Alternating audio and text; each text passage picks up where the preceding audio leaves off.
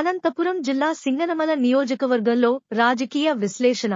రాబోయే 2024 ఎలక్షన్లో అధికార పార్టీ వైఎస్ఆర్సీపీ మీటర్ ఎల్ఏగా గెలిచిన నియోజకవర్గ ఎమ్మెల్యే పద్మావతి గారికి కాకుండా రామాంజనేయులు అనే నిరుపేదకి సమన్వయకర్తగా నియమించారు. ఇది ఒక చర్చనీయాంశం జరుగుతున్నది అని అందరికీ తెలిసిన విషయమే.